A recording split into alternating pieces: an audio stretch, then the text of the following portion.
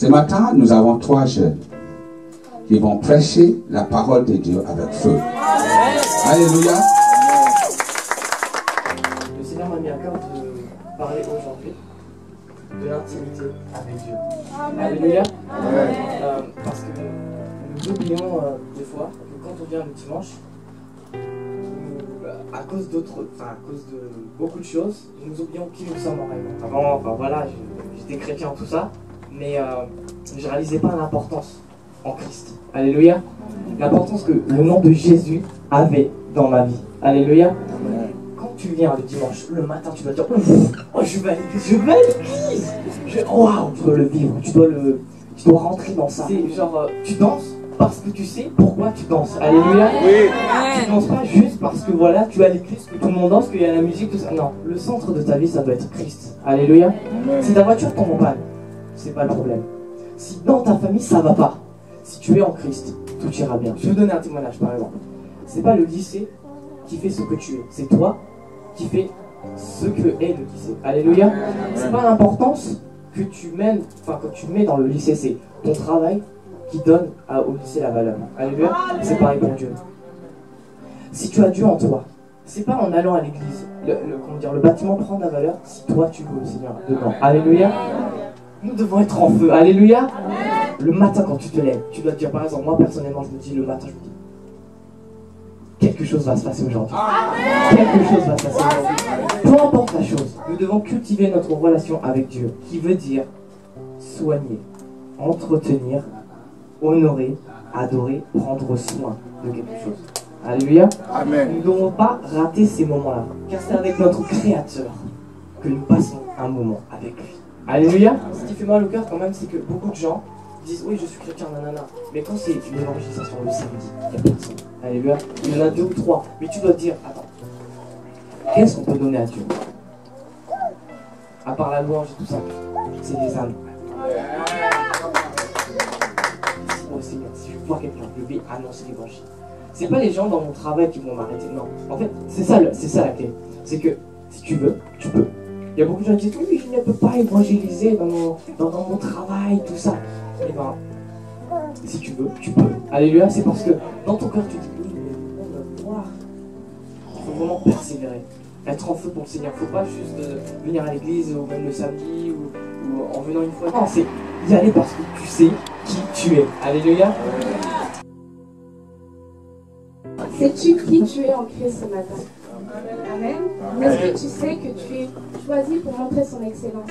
Amen. Est-ce que tu sais que tu es choisi pour refléter son image? Amen. Alors, lève-toi et brille. Donc la Bible déclare dans Matthieu 5, verset 13 que nous sommes le sel de la terre. Par exemple, s'il y a un plat qui est sans sel, il est considéré comme fade. Alors que lorsque nous mettons le sel, il y a du goût et on apprécie plus. Amen. Amen. Donc, de même, Christ qui est en nous, c'est ce sel que nous devons apporter aux autres pour qu'on puisse leur donner un avant-goût en fait, de ce que Dieu est. Amen. Amen. Donc, par quel moyen pouvons-nous apporter ce sel aux autres personnes? C'est par l'évangélisation. Amen. Dans Matthieu 5, 14, il est écrit que nous sommes la lumière du monde. Amen. Donc, il y a la lumière et il y a les ténèbres. Mais le Seigneur, dans sa parole, a dit que nous étions la lumière. Amen. Notre but est d'éclairer les hommes qui sont perdus, de les ramener vers le Père. Pour ça, dans Matthieu 5, verset 16, que votre lumière luise ainsi devant les hommes, afin qu'ils voient vos bonnes œuvres et qu'ils glorifient votre Père qui est dans les cieux. Amen. Donc cette lumière que nous apportons, c'est pour qu'ils puissent glorifier la gloire qu'ils puissent glorifier notre Père qui est dans les cieux. Amen. Amen. Et nous sommes tous appelés à être des leaders également. Amen. Le message que j'apporte ce matin, c'est plus en particulier pour les jeunes, d'autant plus que ce sont les jeunes qui prêchent aujourd'hui. Mais nous, les jeunes, on a tendance à dire que les choses de Dieu, on verra plus tard quand on va grandir. Mais le Seigneur nous a appelés aujourd'hui pour toucher cette génération, parce que nous sommes une génération choisie. Le Seigneur a distribué des dons à chacun d'entre nous en particulier, et c'est pourquoi. Donc il faut se focaliser sur ce que nous, on a, les dons, les talents qu'il a placés en nous, afin qu'on puisse faire la différence, parce qu'on est unique. Amen.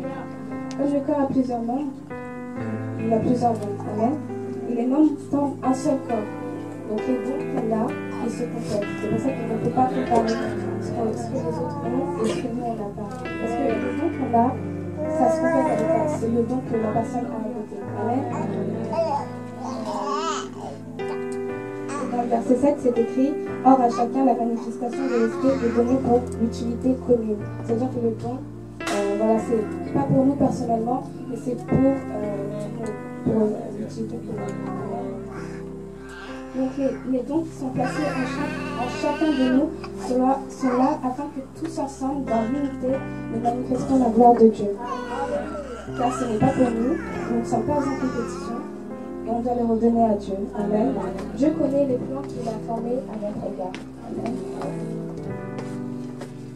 Donc, avec ces passages, nous voyons que Dieu a utilisé les personnes les plus improbables à faire de grandes choses. Amen.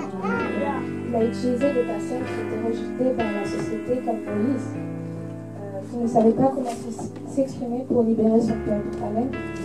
Il a utilisé David, le plus petit de ses frères, pour vaincre un géant. Il a utilisé Joseph, qui s'occupait et guidait le troupeau pour guider une nation. Amen. Amen. Là est la clé. Dieu n'utilise pas les plus talentueux. Dieu n'utilise pas les plus talentueux, mais il utilise ceux qui sont disposés. Amen. Amen. Car il ne regarde pas l'apparence, il regarde au fond du cœur. Amen. Peu importe qui tu es, ce que tu as pu faire auparavant, Dieu t'aime et a un plan pour ta vie. Amen. Parce que dans Jérémie 29, 11, il est écrit « Car je connais les projets que j'ai formés sur vous, dit l'Éternel, projets de paix et non de malheur, afin de vous donner un avenir et de l'espérance. » Tu n'as pas besoin d'être le plus talentueux ou le meilleur, tu dois simplement être disposé pour qu'il t'utilise pour sa seule gloire. Amen. Le titre, c'est le processus de la nouvelle naissance à la maturité spirituelle.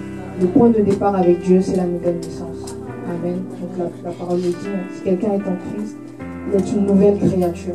Donc, toutes choses sont nouvelles, complètement renouvelées, et les anciennes choses sont passées. Amen. Donc le point de départ, c'est vraiment la nouvelle naissance. Amen. Lorsque tu reçois Jésus dans ta vie comme Seigneur et Sauveur, à ce moment précis même, tu reçois la semence de Dieu. Amen. Amen. Donc voilà, ton esprit est recréé, régénéré. Amen. Tu reçois la nature divine. Après tu reçois la nature divine de Dieu. Dieu te redonne en fait une vie nouvelle. D'accord? Et en fait, cette vie, c'est la vie Zoé, la vie en abondance. Amen. Donc à ce moment précis, tu passes de la mort séparée de Dieu à la vie réconciliée avec Dieu. Amen. Tu reçois la vie nouvelle, la nature divine de Dieu, et tu reçois la vie Zoé, c'est la vie en abondance. Amen. Et je précise, à ce moment précis, toutes choses, on l'a vu avec Guillaume, toutes choses sont passées, complètement nouveau, complètement recréé. C'est plus Fabiola, mais c'est Christ en moi. Amen.